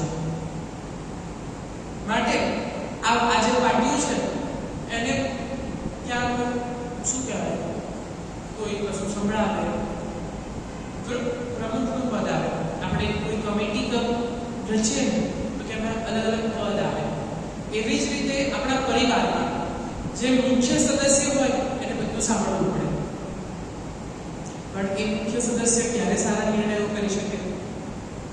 ત્યારે ફ્રસ્ટ્રેટ ના થાય, ઠંડો બરફ રાખી બેસે તો સારા એ જે નિર્ણય લે અને એ નિર્ણયના પરિણામ સુધી આપણે પહોંચી શકીએ. તો કે એ પરમ જ્યોતિ છે, તો કે એનાથી જ આ બધું થઈ રહ્યું છે. બાકી એટલું કોઈ સામર્થ્ય નથી કે હું આ પરમ તત્વ ઉપર કોઈ પણ વ્યાખ્યાન કે કોઈ પણ પ્રવચન કે વક્તવ્ય મારું હું આપી શકું. આપણે સૌએ મને આટલા શાંત ચિત્તથી સાંભળ્યો એ બદલ આપ સૌનો ખૂબ ખૂબ આભાર. આપણે જોયું કે આ તત્વ એવું છે કે આપણે 10 વગાડવા હોય 10 પણ વાગી શકે. પણ તમારે પણ કામ હોય, મારે પણ કામ હોય, બધાને જ કામ હોય. તો કોની પાસે એટલો સમય છે? એટલા માટે ત્યારબાદ ભગવાને કથાનું સર્જન કર્યું. કથાને આપણે ઉલટાવી કાઢીએ તો શું થાય? એનો અર્થ થાય. આપણને જેમ ઘરે પણ ઊંઘ ના આવે, જો આમાં ઝપકી આવી ગઈ હોય બહુ ચિંતા નહીં કરવાની. કેરીનો રસ આપણે ખાઈએ ને, હવે એ સીઝન ચાલુ થઈ છે. જો બહુ ખાઈએ અને ઊંઘ ના આવે તો પણ દુઃખ, ને ઊંઘ આવે તો પણ દુઃખ. માટે બહુ ચિંતા નહીં કરવાની. તો કે એ એટલા ક્ષણ માટે એ જે પરમ તત્વ છે એ આપણને આ સંસારની જે માયાજાળ બધી ફેલાયેલી છે એ દેવી તત્વનું એક નામ માયા છે. જેમાં તમે સૌ કોઈ એમાં જ રહેલા છે. તો કે એમાંથી ટૂંક સમય માટે, થોડીક ક્ષણો માટે એ આપણને ભૂલ કરે છે અને આપણને સમાધિ લાગે છે. એમાં આપણને કોઈ વિચાર આવે કે ભાઈ આનું શું થયું, તેનું શું થયું? ના આવે. તો કે એ જે ઝપકી છે એ જ આપણો, એ જે પરમ તત્વ છે, જે પરમ દેવી છે, જે પરમ તત્વ છે, જે ચૈતન્ય છે એની સાથેનો સાક્ષાત્કાર છે. માટે કોઈ ચિંતા નહીં કરવી. અને વિચાર્યું કે ઝપકી આવીને શું કરવાનું? બરાબર. તો કે આ પરમ તત્વને આપણી જે યથાશક્તિ, યથામતિ અનુસાર, મારી એની કોઈ મતિ નથી, દેવીની જે પ્રમાણે ઈચ્છા હતી એ પ્રમાણે મારા મુખમાંથી તે શબ્દો પ્રવાહિત થયા અને આપ સૌએ તેનું શ્રવણ કર્યું. તો કે હવે અહીંથી લઈને શું જવાનું છે? આપણે શ્રવણ તો કરીએ છીએ, પણ લેવાનું શું છે? આપણે અથર્વશીર્ષમાં જોયું કે કાસિત્વમ મહાદેવીતિ, તમે કોણ છો? આ તત્વ શું છે? અહમ બ્રહ્મ સ્વરૂપિણી, અહમ આનંદા આનંદ, આનંદ સ્વરૂપ છે, આનંદ ઘન છે. આપણા શરીર 7 તત્વથી બનેલું છે. 7 પુરુષમાં શુક્ર ધાતુ અને સ્ત્રીમાં રજ ધાતુ. આ સાતમી ધાતુ છે.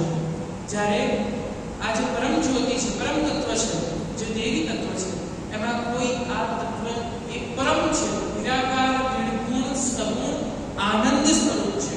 દેવીને આનંદ સ્વરૂપ કીધી છે, કરુણામય કીધી છે. તો કે એવું દેવીનું સ્વરૂપ છે. માટે આપણે દશાંશ જે ભાગ જાણ્યો કે આપણે આપણા જીવનમાંથી આપણે ટેક્સ ભરીએ સરકારમાં, તો આ શરીરનો પણ ટેક્સ ભરવો પડે. યોગ્ય સમયે સારા સારા કાર્યો કરાવતા રહેવું જોઈએ.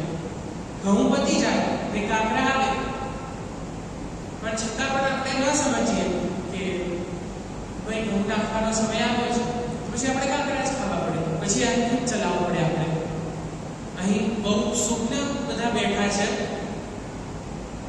આ ખાલી ઉદાહરણ સ્વરૂપ છે. અહીં જે બધા બેઠા છો આ બહુ સુજ્ઞ છો, અને મને એ બહુ ખુશીની વાત છે કે મને એવા સમાજમાં મારું વક્તવ્ય આપવાનો મને અવસર પ્રાપ્ત થયો કે મારા બે શબ્દો જે કંઈ મારી મતિ અનુસાર, ભગવાનની કૃપા અનુસાર હું આપને પીરસી શક્યો. પણ આપ હવે એમાંથી શું લઈને જશો? 24 કલાકનો 10મો ભાગ કરીએ આપણે તો કે 2 થી 2.5 કલાક થાય છે.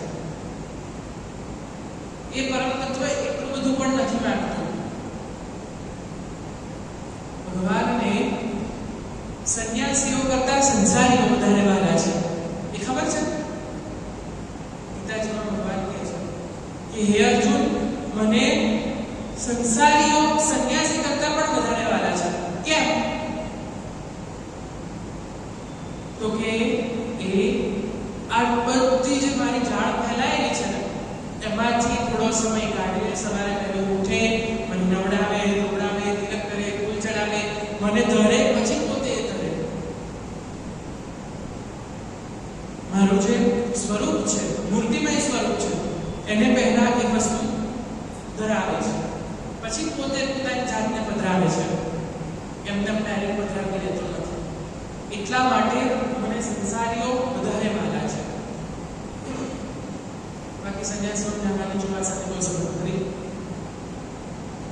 અહીંયા કોઈની ટીકા નથી થઈ રહી, પણ પાત્રતા બતાવવામાં આવેલી છે કે કેમ સંસારીઓ વધારે વાલા છે. વાલા તો ભગવાનને બધા જ છે. જીવ માત્ર, પ્રાણી માત્ર ભગવાનને વહાલો છે. દેવી જે જન્મ આપે છે એ ક્યારે કોઈ મારી શકે ખરી? ધીમેડી કાઢે એક વખત આપો, બીજાને કોઈને હાથ પણ ન લગાડવા દે. તો કે એવું આ પરમ તત્વ છે. તો કે અહીંથી લઈને એ જવાનું કે 5 દિવસનું તો આયોજન થયેલું છે તમારે ત્યાં. તો કોઈને પણ એમાં કરાવવો હોય પાઠ પોતાનો, કે એમાં અહીં આપણા પ્રમુખ અને મંત્રી શ્રી દિનેશભાઈ કંસારા બેઠેલા છે. તો કે એમને નોંધાવી દેવાનું કે ભાઈ અમારે ત્યાંથી એક પાઠનું આયોજન કરાવવાનું.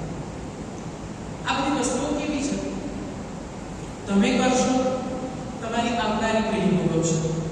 તમે જે બધા અત્યારે ભોગવી રહ્યા છો ને, એ તમારી જે આગલી પેઢી ખરી ને, એને કર્યું છે એટલે તમે આ બધું ભોગવી રહ્યા છો. મને ખબર છે ત્યાં સુધી કંસારા સમાજમાં મોસ્ટ ઓફ જેટલા પણ બધા છે, બધાને ગણપતિ વિશેષ શ્રી સૂક્ત, તો કે આ બધી વસ્તુઓ મોઢે છે, કંઠસ્થ છે. આ જેવી રીતે બ્રાહ્મણો એનું ઉચ્ચારણ કરીને બોલી શકે, તેવી રીતે આપ જ્ઞાતિજનો એ ઉચ્ચારણ કરીને બોલી શકો છો. તો કે કોના પ્રતાપે? તમારા જે વડીલો હતા એમના પ્રતાપે. તો કે હવે તમારું કરવાનું કર્તવ્ય એ રહ્યું કે તમે લોકો એવી વસ્તુ કરો તો આગલી પેઢી સુધી એ વસ્તુ પહોંચી શકે, અને એ વસ્તુનો જે આ બધી વસ્તુ છે તો કે એનો ઉપયોગ એ કરી શકે, એને જાણી શકે, એને સમજી શકે, અને જે આવનારી જનરેશન છે એના માટે બધું બાંધી શકે કે આપણે ત્યાં આટલી વસ્તુઓ, આવી આપણી સંસ્કૃતિ છે. આપણે ત્યાં એક વસ્તુ પણ કરીએ ને તો કે એની અંદર બધા જ આવી જાય. ગાંધીથી માંડી ફૂલવાળો માળી, પછી ગાંજી આવી ગયો, પછી શાકભાજી વાળો આવી ગયો, બધા જ આવી જાય. કુંભાર આવી જાય. નવરાત્રીનું તમે અનુષ્ઠાન કરો દેવીનું, તો કે એમાં તમે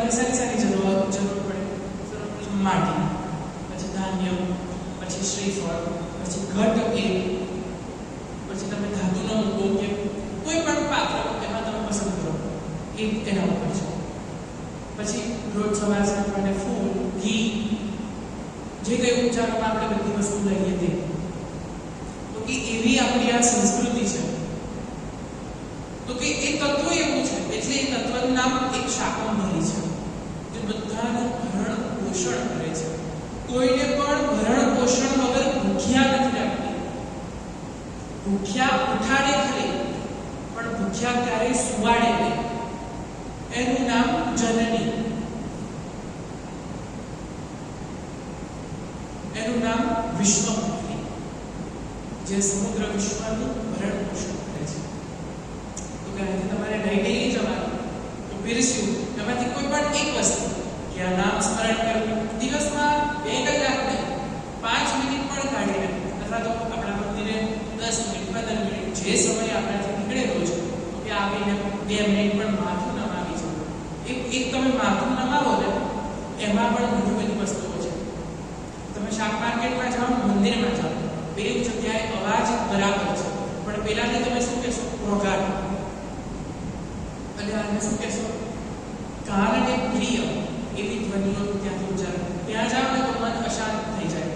અને અહીંયા ગરબા વાગતા હોય, સ્તુતિ થતી હોય, કીર્તન થતા હોય દેવીના, તો કે એનાથી આપણું મન શાંત થાય. આ બધી જ વસ્તુ વિજ્ઞાને ધર્મમાંથી જ લીધી છે. આપણી સંસ્કૃતિ એવી છે કે જેમાં કોઈ પણ વર્ગ બાકી નથી રહેતો, કે કોઈનું પણ ભરણ પોષણ બાકી નથી રહેતું. માટે દેવીનું એક નામ વિશ્વમંત્રી છે. તો નક્કી રહ્યું કે આજે આપણે જેટલું આ પરમ તત્વનું શ્રવણ કર્યું, આગળ વિશેષ આપણે અંતિમ દિવસે પાછા શ્રવણ કરીશું એની ઉપર.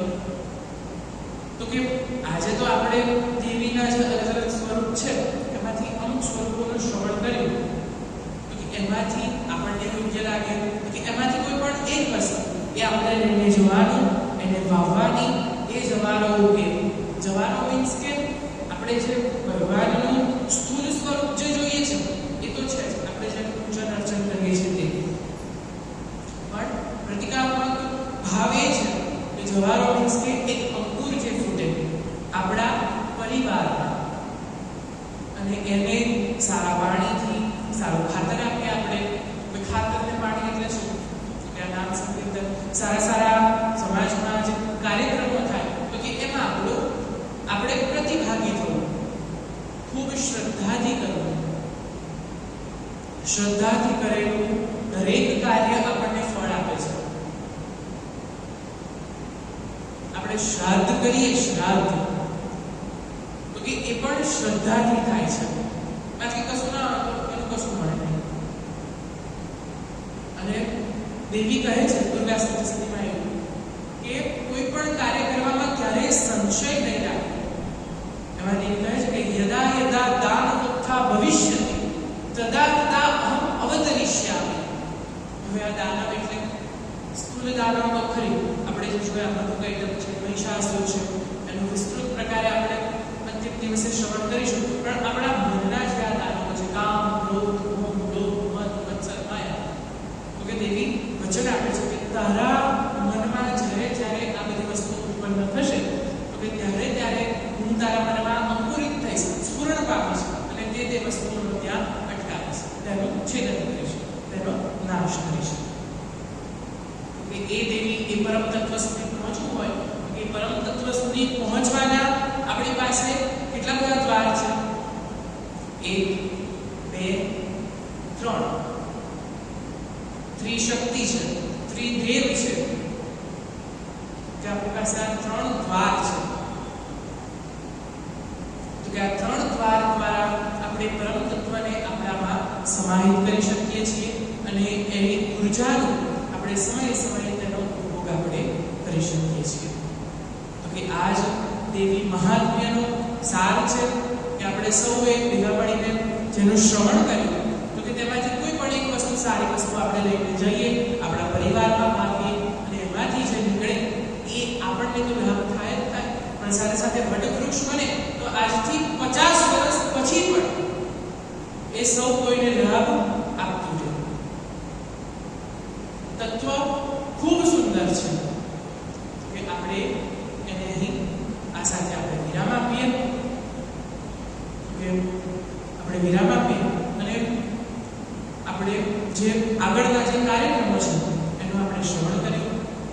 સાથે સાથે હું અહીંથી આભાર વિધિ પ્રગટ કરું છું નિલેશભાઈની કે મને એમણે આપણા સમાજમાં મોકો આપ્યો.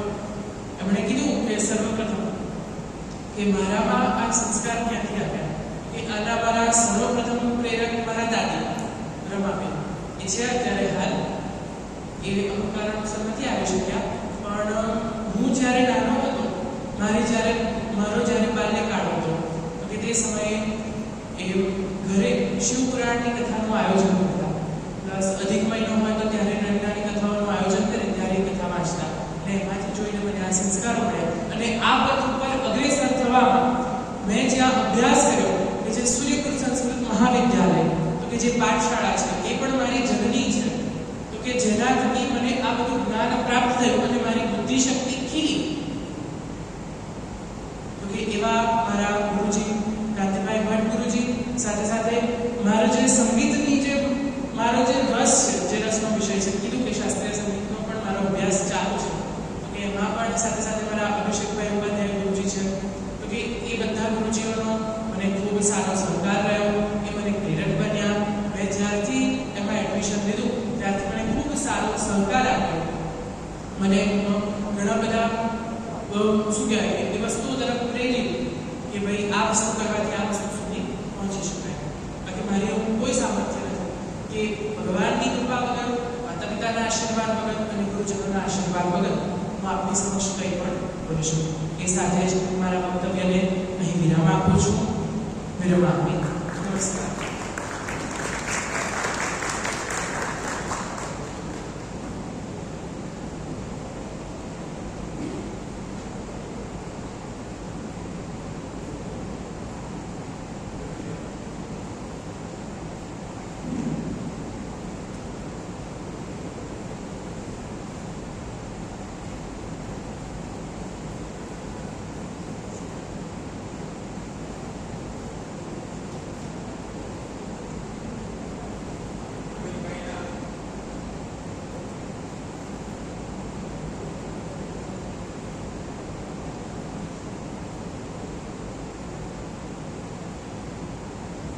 અમિતભાઈના પિતાશ્રી અહીંયા ઉપસ્થિત છે. 2 મિનિટ માટે અહીંયા આવવા માટે વિનંતી કરું છું.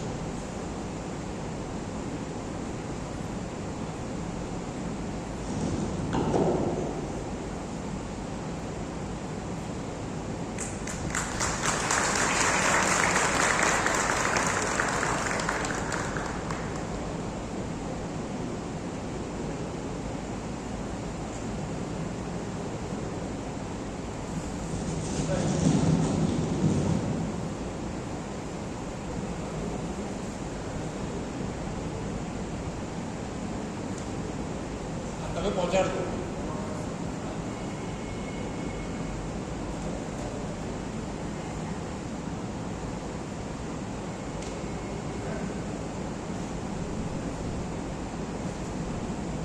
કોઈ પ્રશ્ન હોય ને તમારે કંઈક આજે કે અહીંયા પીરસવામાં આવ્યું છે, કોઈ કંઈ પૂછવું હોય તો પૂછી શકો છો. તમને કોઈ પણ પ્રશ્ન હોય, હા, કોઈ શંકા હોય, કશું પણ જાણવું હોય, આજે નહીં પછી પણ ક્યારે, હવે નિલેશભાઈને મારો સંબંધ છે તો કે તમે એમના થ્રુ પણ મને મળી શકો છો. અત્યારે પણ જો કોઈ પ્રશ્ન હોય તો આપ પૂછી શકો છો. અને બીજી એક વાત કે આજથી નવરાત્રિનો પ્રારંભ થયો છે અને ગુજરાતનો હોય એ ગરબા વગર રહી શકે, તો ઈચ્છા હોય તો આપણે નૃત્ય ભક્તિ દ્વારા પણ આપણે દેવીનું સમાપન બતાવી પણ ભગવતીની નૃત્ય ભક્તિ કરી આપણે એની સૌ છૂટા પડીશું.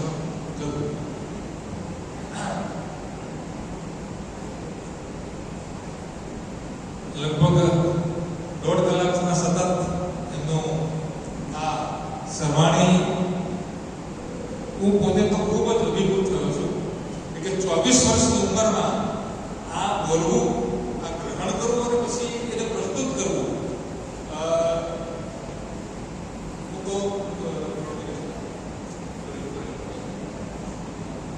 પ્રકાશભાઈ તમને અને બેનને મારા ખાસ અભિનંદન છે કે તમારા ઘરમાં આ પુત્ર આવા પુત્ર રત્ન તમારા પેદા કર્યા.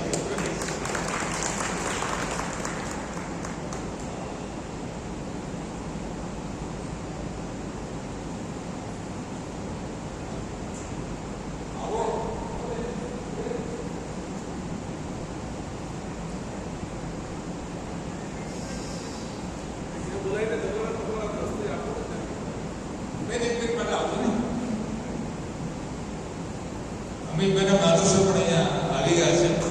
આપણે તમારે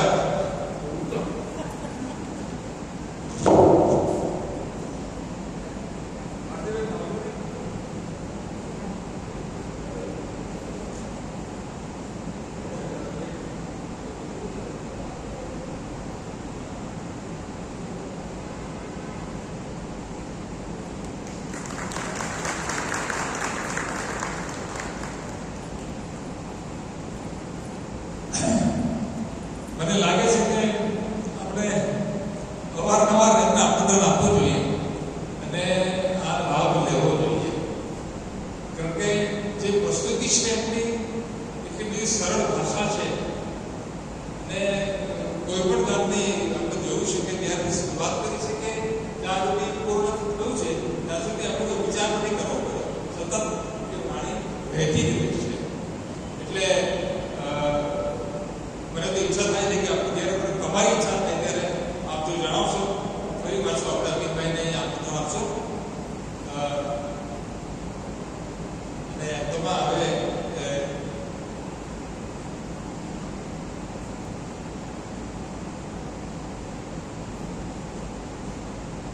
આ કાર્યક્રમ જે આયોજન થયું એમાં નાણાં સાંસ્કૃતિક ભવન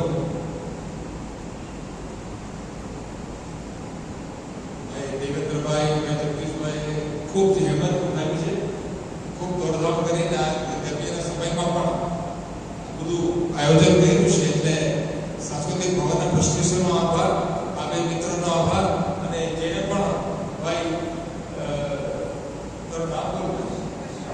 કશ્યપનો પણ આભાર અને સૌથી આપ સૌનો આભાર કે સમયસર આપ ઉપસ્થિત રહ્યા અને આનો આ શ્રવણનો લાભ લીધો. અને આપની જ્યારે ઈચ્છા હશે ફરી પાછે આપણે અમિતભાઈને આમંત્રણ કરશું.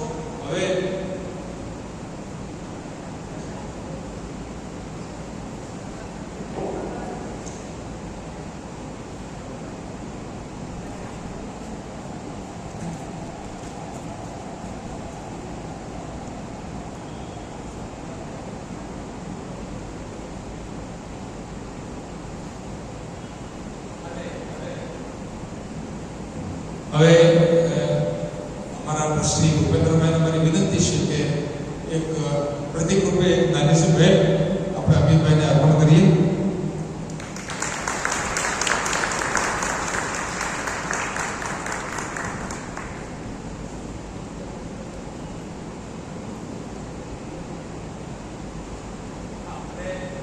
ઈચ્છા છે આપણે પણ જેનો ઉત્સાહ છે તો ચાલો એક માતાજીનો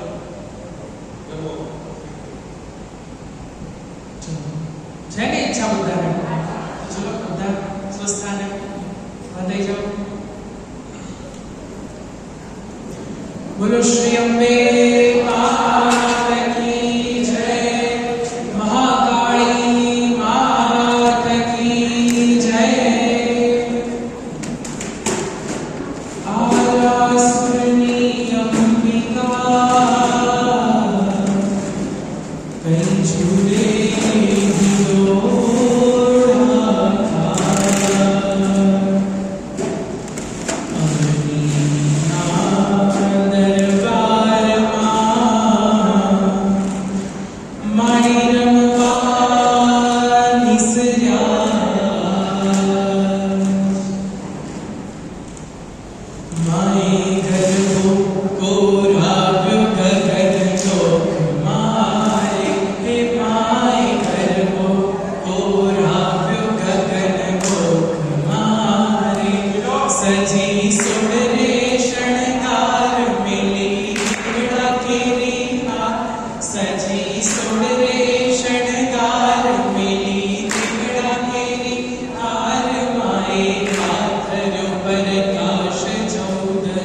Kumare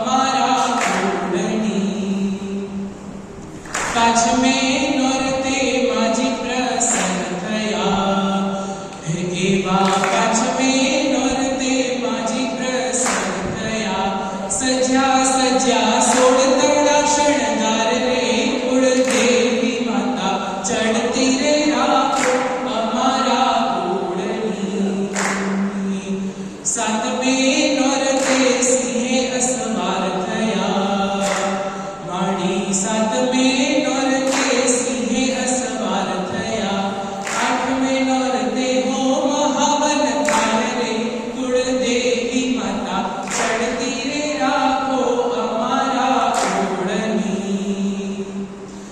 નવમે નોરતે નૈવેદ્ય ભર્યા, માના નવમે નોરતે નવખંડ ભર્યા.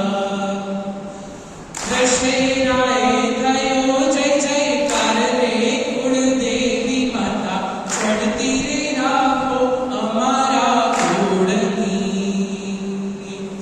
અમર ચૂડીને અમર ચાંદલો, અમર ચૂડીને અમર ચાંદલો,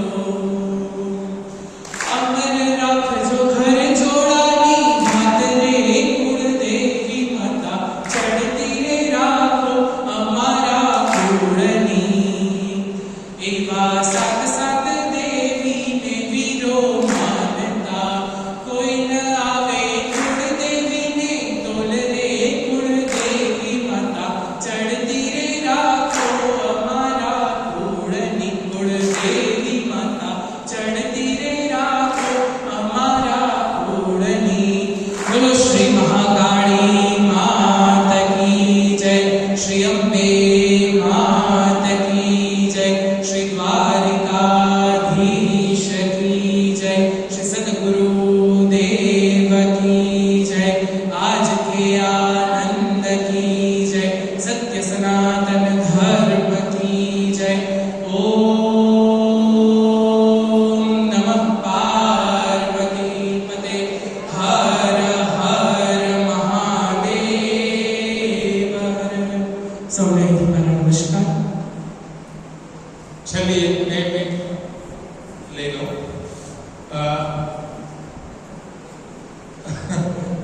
સરસ વાતાવરણ અહીંયા થયું છે. હવે આપ અહીંયા જે ઉપસ્થિત છે, આપ સૌ વતી મારા વતી મહાકાળી માતાના ચરણોમાં આપણે પ્રાર્થના કરીએ કે ભાઈ અમિતને ખૂબ ઐશ્વર્ય પ્રાપ્ત થાય અને દરેક રીતે એમની પ્રગતિ થાય અને ખૂબ નામ કરે, પોતાના માતા પિતાનું પણ નામ રોશન કરે, એવી ભદ્ર ભાવના સાથે આજનો કાર્યક્રમ વિરામ આપીશું.